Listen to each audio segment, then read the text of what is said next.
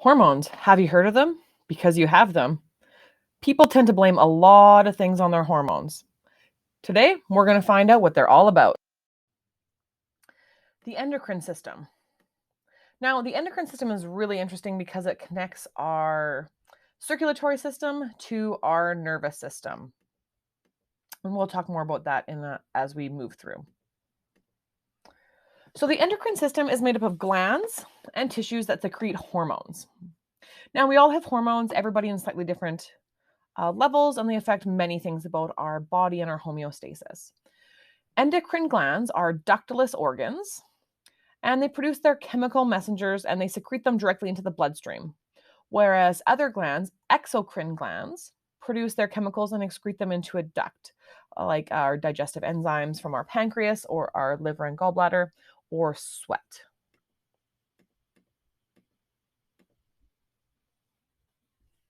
So, hormones are chemicals that influence the metabolism of cells. They can affect the water balance of cells, the growth of cells, the growth of body parts, as well as different components of homeostasis.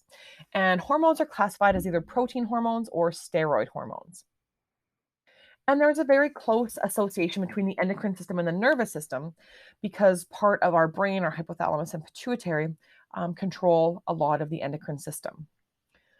Our hormone secretion is typically controlled by either negative feedback or antagonistic hormones. So once we have enough of a certain hormone in our body, our brain will send a message to stop producing more, or antagonistic hormones. So as one hormone goes up, another one goes down, and vice versa. So they'll oppose each other's actions, and this allows our body to maintain our homeostasis levels. So looking at the main organs in the endocrine system, we have the hypothalamus and pituitary in the brain. We have our thyroid in the neck, our adrenal glands on top of our kidneys, as well as our pancreas, and then in the gonads in the ovaries of the female and the testes of the male.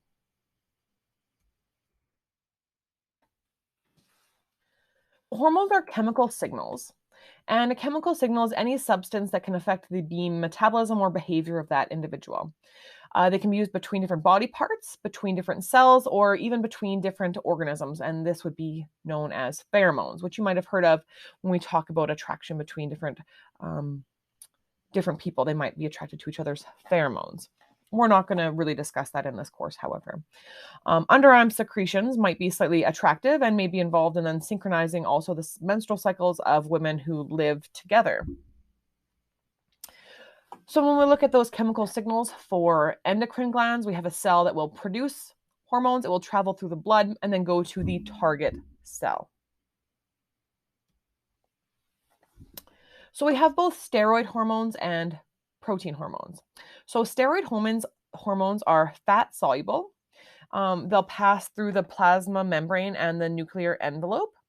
And then it's going to bind to receptor proteins inside the nucleus, which is then going to bind to the DNA, which leads to an activation of certain genes and protein synthesis. So that steroid hormone is going to tell the cell to make certain proteins during that cell's activity. Now, we also have peptide hormones, which are water-soluble hormones. And so they are membrane insoluble. They cannot get into the cells, but they'll bind to receptors on the outside of the cell. That's all then going to make a series of changes inside the cell, which is going to allow them to alter the cell's activity. So steroid hormones are fat soluble, peptide hormones are water soluble.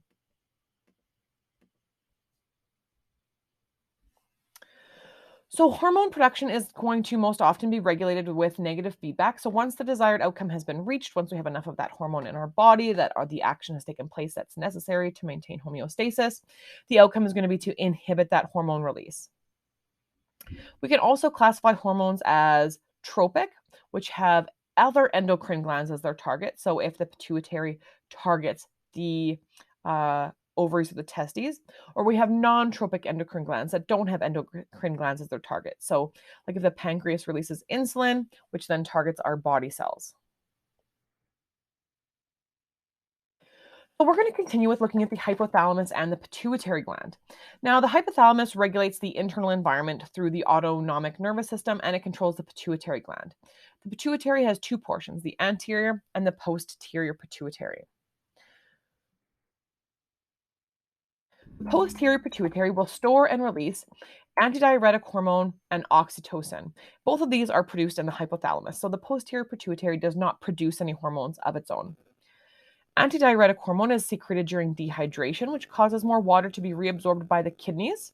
And again, this is going to be controlled by negative feedback because once our water balance is maintained, the release of antidiuretic hormone is stopped. Now, oxytocin is one of the very few hormones in the body that is controlled by positive feedback. And oxytocin both causes uterine contractions and milk release during chest feeding. So it's controlled by positive feedback. So if you have uterine contractions during labor, you want them to continue. So the more uterine contractions you have, the more oxytocin is released.